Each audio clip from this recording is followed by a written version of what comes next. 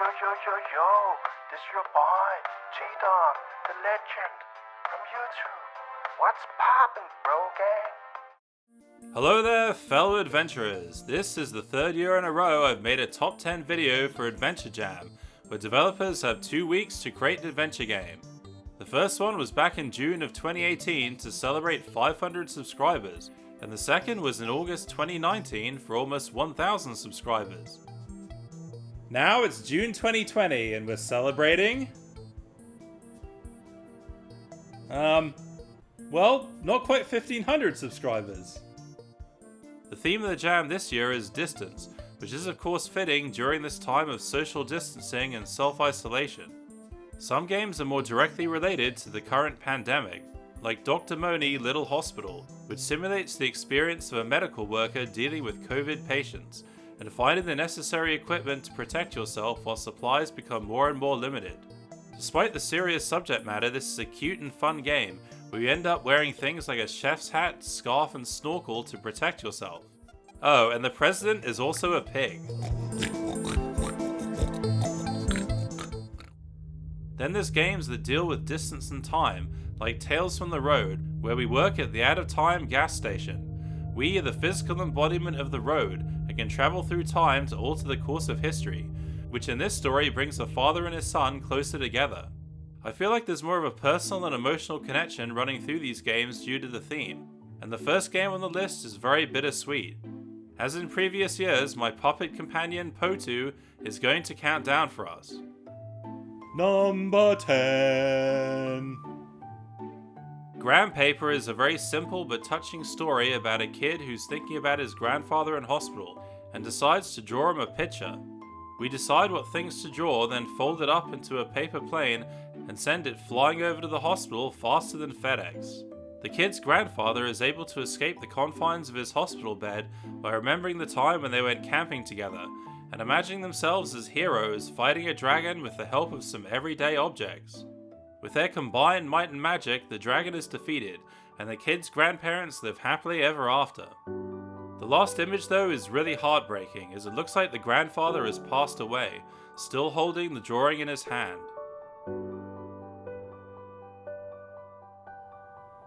Number 9. The Shapes of Roth drops us straight into a world inhabited by shapes. First, we're welcomed into a community of cubes that wish us a quadratic day. According to them, the valley beyond is dangerous, but being hardy adventurers, we have a thirst that only adventure can quench. Soon we can see signs that all is not well in the valley, with graffiti that says stuff like "Try a new angle, squares," and "Triangle?" more like "Try again." As you may have guessed, the village on the other side of the valley is full of triangles, who are surprised we survived the barbaric squares and wish our points to stay pointy. We get sucked into this conflict between squares and triangles and try to bring peace between them. Their prejudices are so strong, however, that our efforts are ultimately futile. I found this to be a strangely thought-provoking game that reflects on social prejudice and how distance can alienate communities to create a wall between them. Number 8. Spy Quest 2 Operation Bog-Roll, sorry, I can't say that without laughing, is the sequel to Spy Quest 1 Mission Spectrum. Once again, we play as Agent N, and this time our mission is to investigate the TP Corporation and acquire some precious toilet paper. I can definitely relate to this predicament, having come dangerously close to running out of Charmin Ultra Soft. Instead of a text parser like in the first game, this one uses a point-and-click interface complete with inventory icons. We've got our 007 type gadgets like an identikit for forging documents, a chemical analyzer, and of course a pair of sunglasses to make us look cool.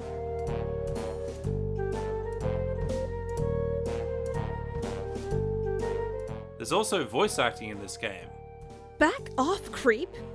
This is the same receptionist we encountered on our last mission. Feel free to wait, if you must, and have a seat. But there aren't any chairs. I know. Please let me know if there's anything else I can do for you. Well, a chair would be nice. Despite the lack of chairs, we managed to place an order for 27,500 rolls of TP, which should be good for a few days at least. Looking for a laugh? Try calling the Cyberjoke 3000 hotline. A man visiting Helsinki on business had a hooker sent to his room. When they were through, he said, "I'm afraid my Finnish isn't too good." The hooker replied, "Yeah, and your foreplay isn't so hot either." If that voice sounds familiar, it's actually Al Lowe, creator of Leisure Suit Larry. And if you'd like more of his saucy sense of humor, head over to allowe.com and sign up for free daily jokes. The later part of the game takes place at a pasta factory, which I'm not going to reveal except to say that they're not just manufacturing sauce. The security guard is voiced by Durande, developer of Tales from the Road. Seriously, I'm right here. If you try to climb that, it won't be the fall that breaks your legs. So, what's gonna break our legs exactly?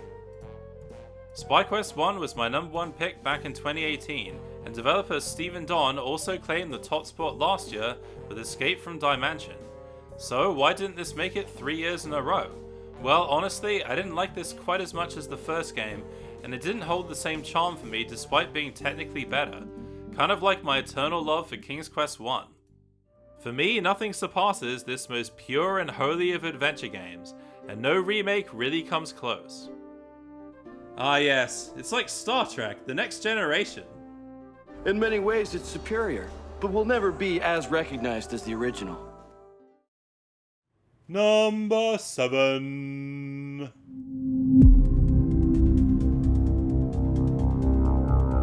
Me and the Robot is set in space, the final frontier. These are the voyages of the starship AGG, its continuing mission to explore strange old adventure games, to seek out new puzzles and new inventory items, to boldly go where no adventurer has gone before.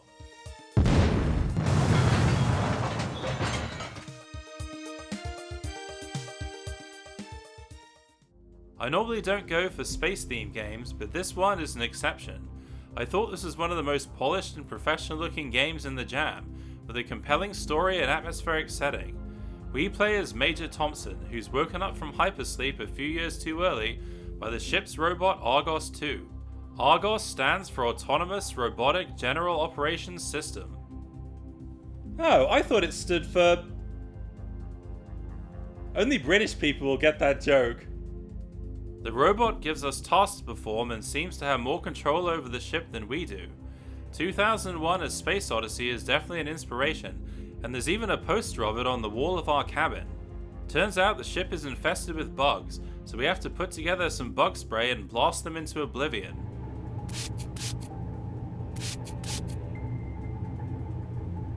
There was a point where I couldn't figure out what to do next, so I ended up going around spraying bugs, but they just kept coming back.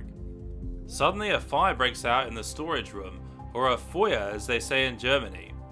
Don't worry, we can take care of that the same way as the bugs.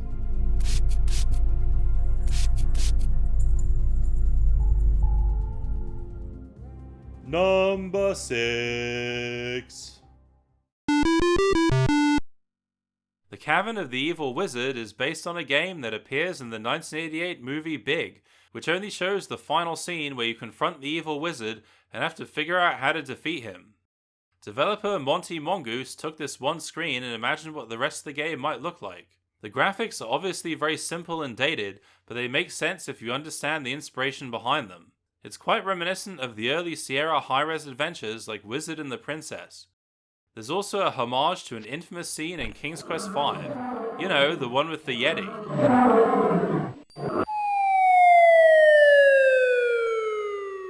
Here, the Yeti looks like some deranged cookie monster. Yep, that's the authentic sound of a Yeti growling.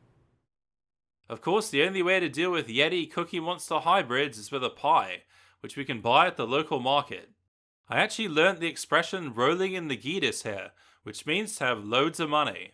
Geetis is also this brown bear-like creature that comes from the land of Tar. But anyway, let's throw that pie.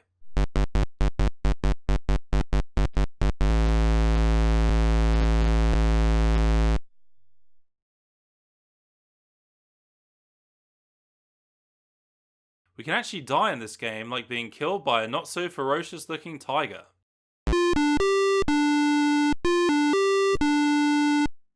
The The inscription on this gravestone is a reference to a Tombstone pizza commercial. What do you want on your tombstone? Pepperoni and cheese. Despite the game crashing a few times on the Tiger screen, I finally made it to the end. It was extremely satisfying being able to stand in that ice cavern and face the evil wizard ourselves. In the movie, we never get to see what happens when you throw the thermal pod. Well, I'm not going to show you either. You'll just have to play the game to find out. Number 5.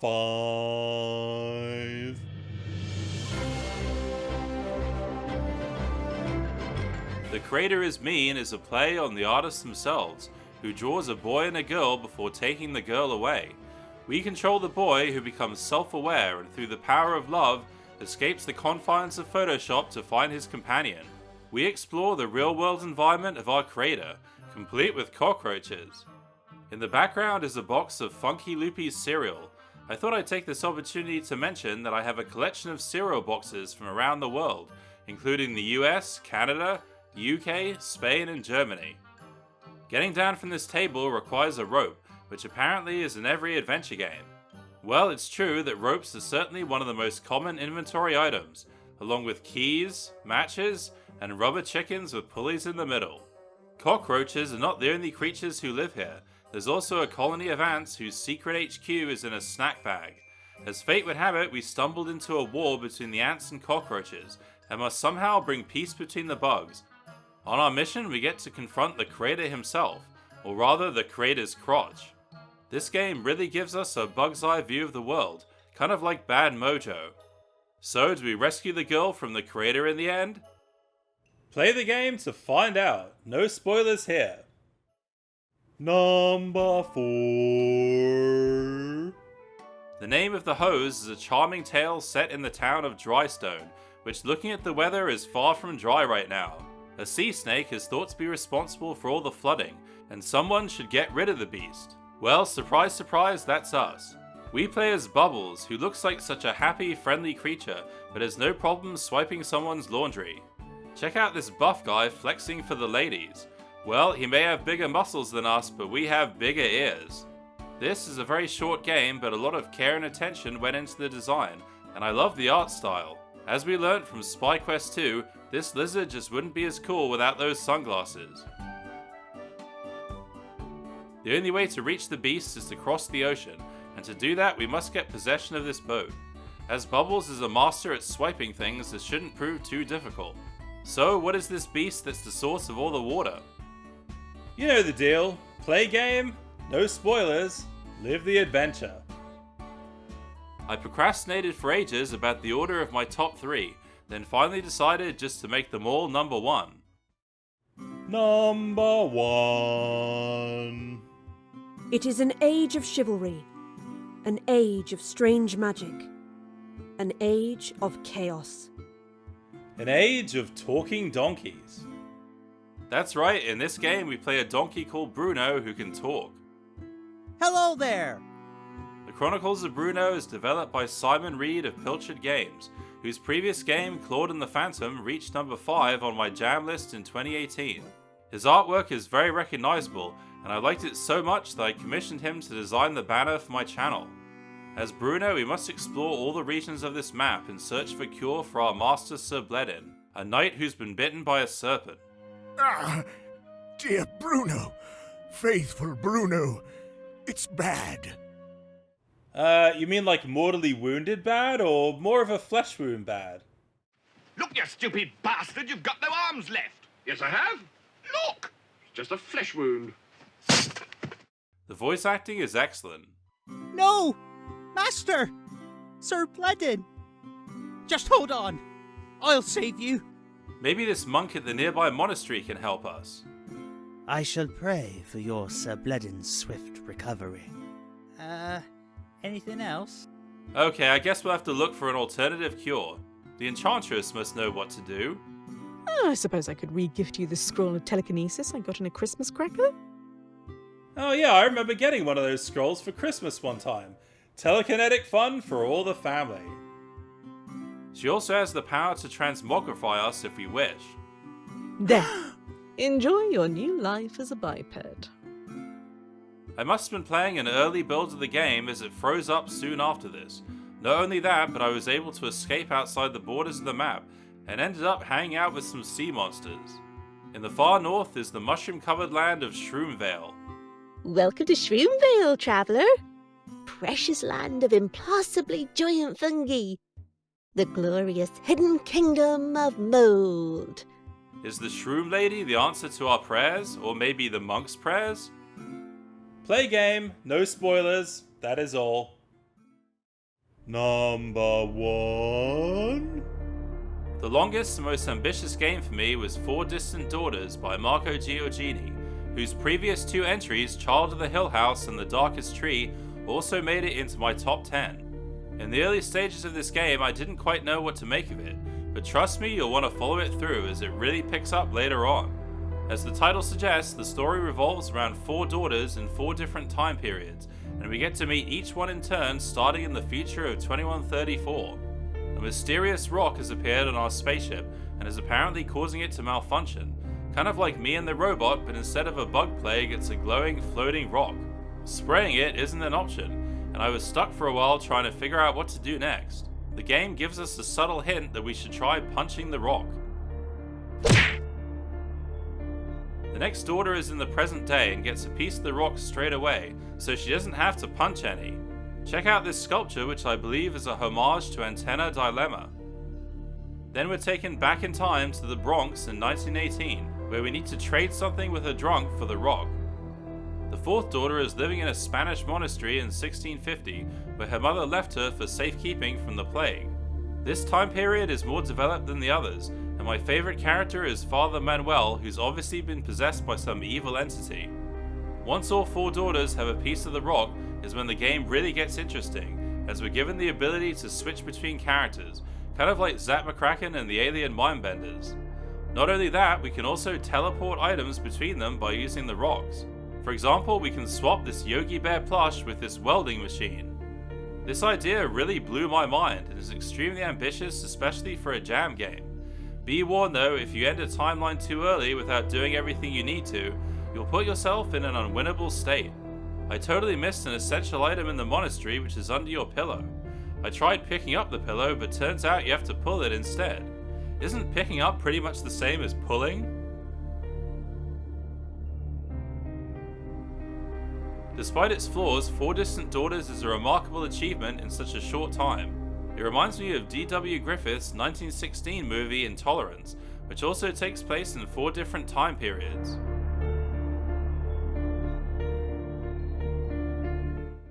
Number 1. The Adventure Think Tank has ranked highly on my top 10 list in the last couple years, and this year is no different. Long Distance Coughing is the first AdventureJam game to feature fully fledged FMV. Oh no, is this the kind of FMV with those awful interlacing lines?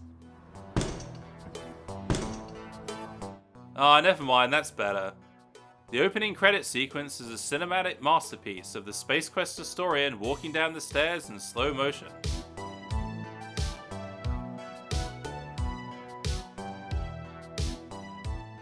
Here's my own recreation of the scene.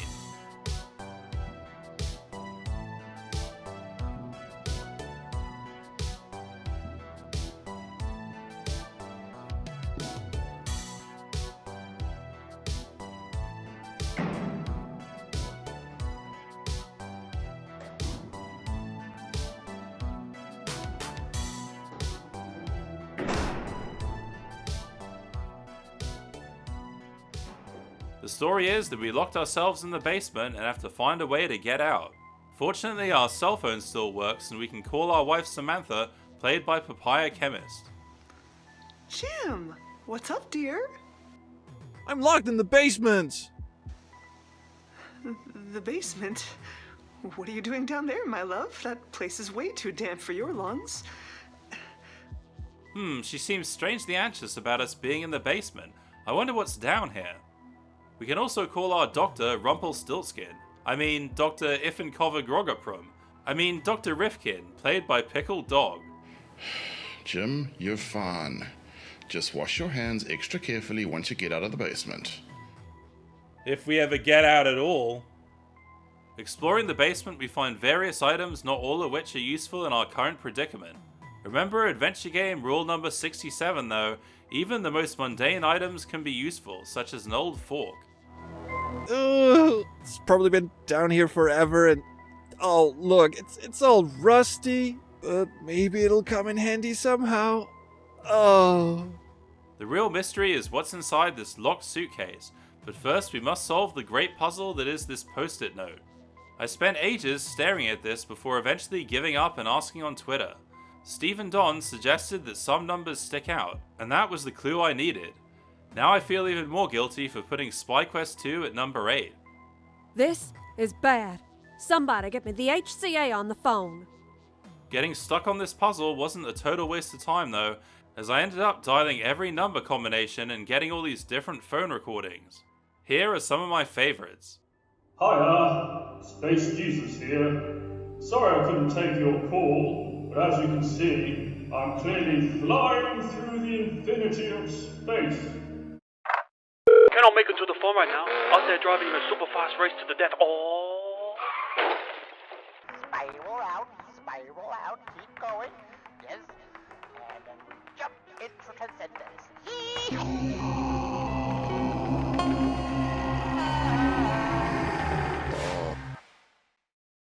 What in the name of Guybrush Threepwood's balls was that?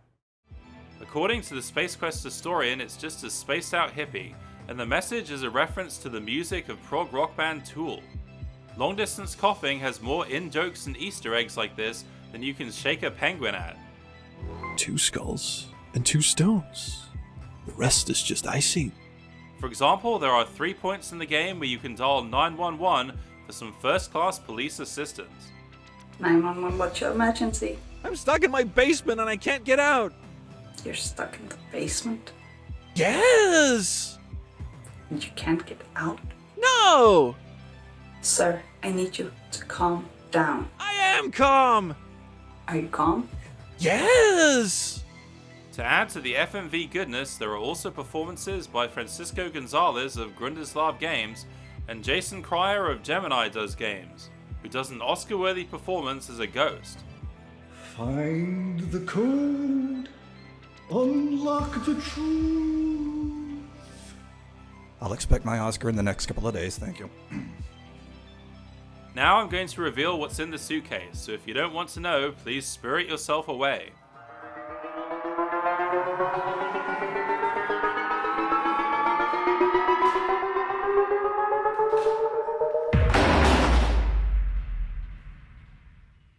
Are those supposed to be human remains? Pretty convincing if you ask me. I'm sure I've seen that heart and brain before somewhere. You're gonna need 3 things if you want to get into voodoo. You gotta have brains. You need brains because you gotta stay hidden. All that traipsing around the swamps, all painted up in the face, dancing around, hooping and hollering. You need brains. Second of all, you're gonna need some heart and soul. All I have is a heart. You're gonna have to bring your own soul. So that's it for my top 10 AdventureJam 2020 games.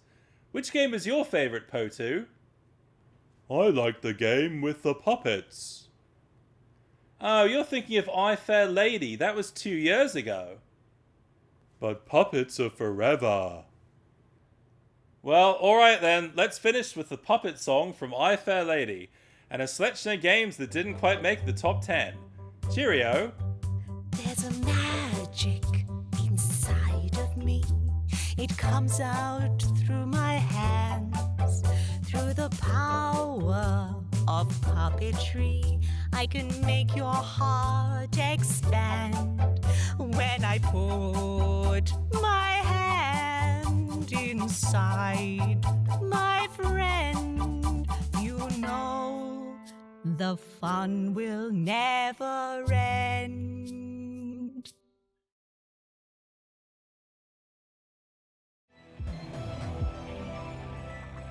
I'm free!